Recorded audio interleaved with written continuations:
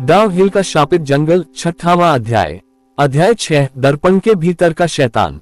दर्पण में दिखाई दे रहा विकृत चेहरा धीरे धीरे स्पष्ट होता जा रहा था। उसकी जलती हुई आंखें और उससे निकलता काला धुआं तहखाने की दीवारों पर फैला जा रहा था। उसकी आवाज किसी प्राचीन और शक्तिशाली शक्ति की गूंज थी। तुम सबने इस जगह की सीमाएं लांघी हैं, अब तुम्हें इसकी कीमत चुकानी होगी, वह गहराई से बोला। तुम कौन हो? रिया ने साहस जुटाकर पूछा। मैं इस जंगल और स्कूल की आत्मा हूँ। मैं उन सब का संरक्षक हूँ जो यहाँ मरे और अब मेरे गुलाम हैं, उसने जवाब दिया। हमें यहाँ फंसाने का मकसद क्या है? अर्जुन ने पूछा। मकसद? ये सब मेरी भूख मिटाने के लिए है।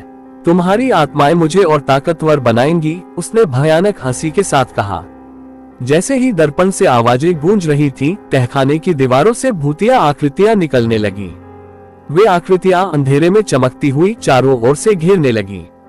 भागो, विक्रम ने चिल्लाया, लेकिन भागने का कोई रास्ता नहीं था। दीवारें अब उनके चारों ओर बंद हो चुकी थीं। उन आकृतियों ने उन पर हमला करना शुरू कर दिया। उनके हाथ और पंजे बर्फ जैसे ठंडे थे, जो शरीर में दर्द और कमजोरी भर रहे थे। रिया, तुम्हारा निशान, इसे इस्तेमाल करो, प्रिया ने चीखते हुए कहा।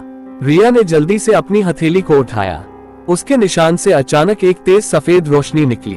वह रोशनी भूतिया आकृतियों पर पड़ते ही उन्हें जलाने लगी। ये रोशनी उन्हें कमजोर कर रही है, अर्जुन ने कहा। रिया ने दर्पण की ओर निशाना साधा। उसकी हथेली से निकली रोशनी दर्पण पर पड़ी और दर्पण में दरारें पड़ने लगी।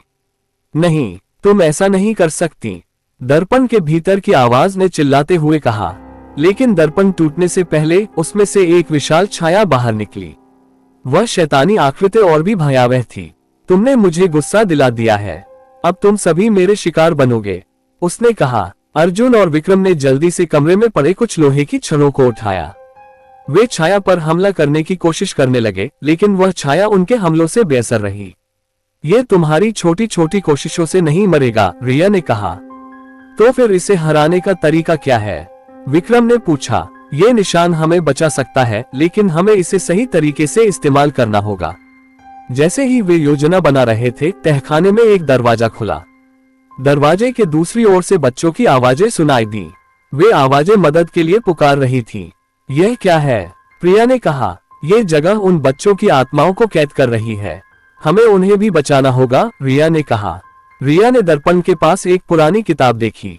उस किताब पर लिखा था, शैतान को हराने का एक ही तरीका है, उसकी आत्माओं को मुक्त करना। अगर हम इन आत्माओं को मुक्त कर दें तो ये शैतान कमजोर हो जाएगा, रिया ने कहा। जैसे ही उन्होंने आत्माओं को मुक्त करने की कोशिश शुरू की, शैतान और आक्रामक हो गया। उसकी चीखों से तहखाना हिलने लगा। तुम यह नहीं कर सकते, यह मेरी दुनिया है, शैतान चिल्लाया। रिया ने अपने निशान की शक्ति का उपयोग करते हुए बच्चों की आत्माओं को मुक्त करना शुरू किया। धीरे धीरे आत्माएं शैतान के खिलाफ खड़ी होने लगी। तुमने हमें कैद किया, लेकिन अब हम तुम्हें खत्म करेंगे, आत्माओं ने कहा। शैतान की शक्ति कम होने लगी। वह धीरे धीरे कमजोर होकर जमीन पर गिर पड़ा। ये खत्म नहीं हुआ है, मैं वापस आऊंगा। वह धीरे धीरे गायब हो गया। तहखाना अब शांत था। आत्माएं मुक्त होकर रोशनी में बदल गईं और आसमान की ओर चली गईं। हमने ये कर दिखाया, अर्जुन ने कहा, लेकिन यह अंत नहीं है। इस जंगल और स्कूल के पीछे अब भी कई रहस्य छिपे हैं, रिया ने कहा। अगले एपिसोड में क्या ये सच में अंत था या ये केवल एक शुरुआत थी? शैतान की चेतावनी उनके मन में गूंज रही थी। अगले एपिसोड में रहस्य और गहराएंगे और डर का सामना करना और भी कठिन होगा।